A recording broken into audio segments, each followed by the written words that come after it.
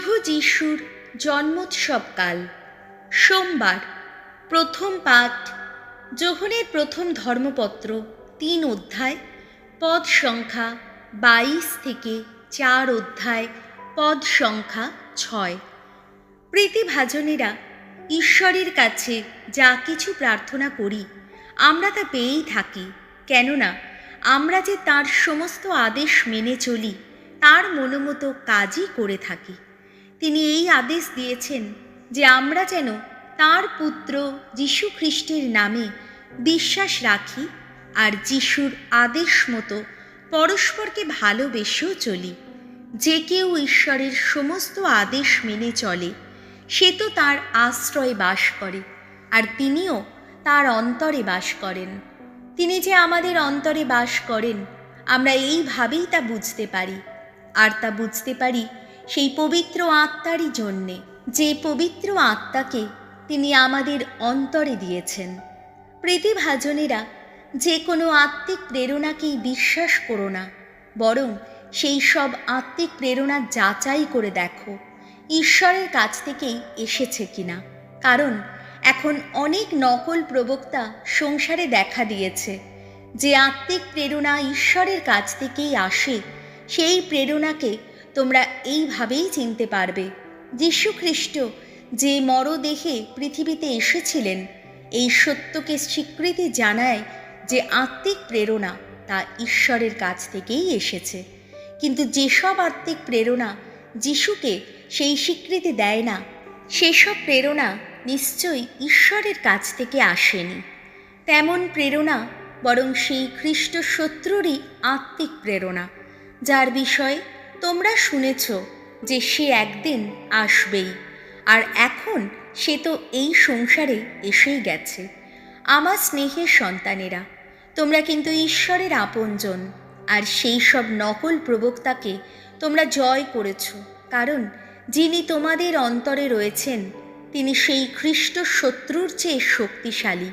যে খ্রিস্ট শত্রু এই সংসারেই রয়েছে।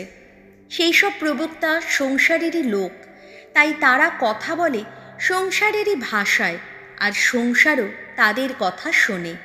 আমরা কিন্তু ঈশ্বরের আপনজন, তাই ঈশ্বরকে যে জানে সে আমাদের কথা শোনে, আর যে ঈশ্বরের আপনজন নয় সে আমাদের কথা শোনে না।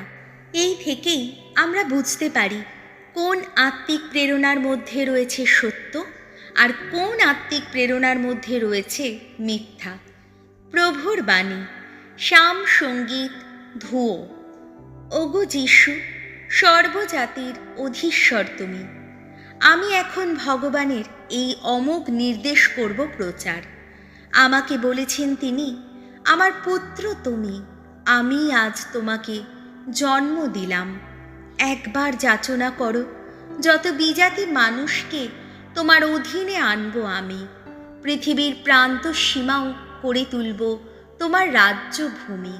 ধুয়ো। ওগো যিশু, সর্বজাতির অধীশ্বর তুমি। তাই তোমরা নৃপতিরা বুঝে দেখো এখন। পৃথিবীর শাসকেরা সাবধান হও। ভগবানের সেবা করো শঙ্কায় সম্ভ্রমে। শ্রদ্ধা ভরা চিত্তে তাকে নিয়ে আনন্দই করো। ধুয়ো। ওগো যিশু, সর্বজাতির অধীশ্বর তুমি। বাণী বন্দনা। জয় জয় প্রভুর জয়। সকলকেই শোনাতেন যিশু ঐশ্বরাজ্যের মহামঙ্গল বাণী। মানুষের যত রোগ যত ব্যাধি সারিয়েই তুলতেন তিনি। জয় জয় প্রভুর জয়। মথি রচিত মঙ্গল সমাচার ৪ অধ্যায় পদ সংখ্যা ১২ থেকে ১৭ এবং ২৩ থেকে ২৫। দীক্ষাগুরু যোহন কারারুদ্ধ হয়েছেন শুনে যিশু গালিলিয়ায় চলে এলেন। যিশু গালিলিয়ায় চলে এলেন কেননা তিনি শুনতে পেলেন যে যোহন কারারুদ্ধ হয়েছেন। এবার কিন্তু নাজারেথে না থেকে তিনি কাফারনায়ুম নগরে গিয়ে সেখানেই থাকতে লাগলেন। এই নগরটি গালিলিয়া সাগরের তীরে, জাবুলুন ও নাফতালি অঞ্চলে।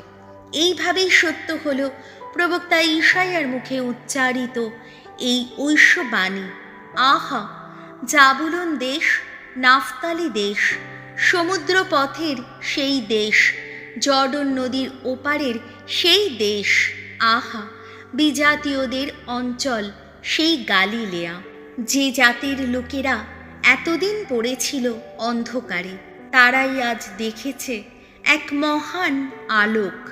মৃত্যুর দেশে মৃত্যুর ছায়ায় পড়েছিল যারা, তাদেরই ওপর হয়েছে আজ আলোর উদয়। এই সময় থেকেই যিশু এই বাণী প্রচার করতে লাগলেন, তোমরা মন ফেরাও, স্বর্গরাজ্য এখন খুব কাছেই। এরপর যিশু গালিলিয়ার সমস্ত অঞ্চল ঘুরতে লাগলেন।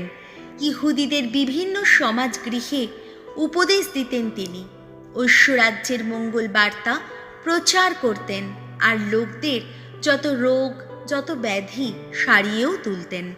ফলে তার নাম সিরিয়া দেশের সর্বত্রই ছড়িয়ে পড়ল, এবং লোকেরা তখন তার কাছে নিয়ে আসতে লাগলো সেই সব মানুষকে, নানা রোগে পীড়িত, নানা যন্ত্রণায় কাতর, যারা যারা অপদূতগ্রস্ত কিংবা মৃগী বা পক্ষাঘাতেই আক্রান্ত।